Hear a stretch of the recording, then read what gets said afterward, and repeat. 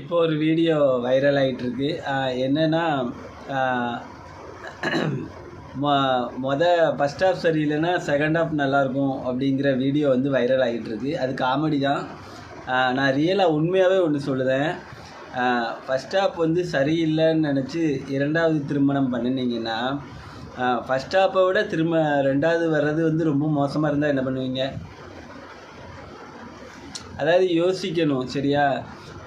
First ஹாஃபோட second half வந்து நமக்கு நல்லாயிருக்கும் அப்படின்னு நினச்சி நம்ம திருமணம் பண்ணோன்னா நமக்கு இருக்க பிள்ளைங்க வாழ்க்கை வந்து வம்பா போயிடும். நம்மகிட்ட இருக்க பிள்ளைங்க வாழ்க்கை, அதாவது ஆண்களாக இருந்தாலும் சரி பெண்களாக இருந்தாலும் சரி, நீங்கள் திருமணம் முடிக்கும்போது செகண்ட் ஹாஃப் வந்து நல்லா இருக்கோ நல்லா இல்லையோ பிள்ளைங்க வாழ்க்கையும் பார்த்து தான் முடிக்கணும், சரியா?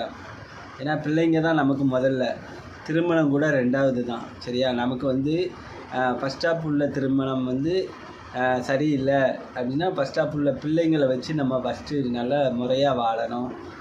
செகண்ட் ஹாஃப் வரவங்க வந்து பிள்ளைங்களை வேண்டாம் அப்படி இப்படின்னு ஏதாவது பண்ணாங்கன்னா நமக்கு வந்து எரிச்சல் வரும். அதனால் நமக்கு வந்து பிள்ளைங்க தான் முதல்ல, சரியா? வீடியோ பிடிச்சா லைக் பண்ணுங்கள், கமெண்ட் பண்ணுங்கள். நன்றி.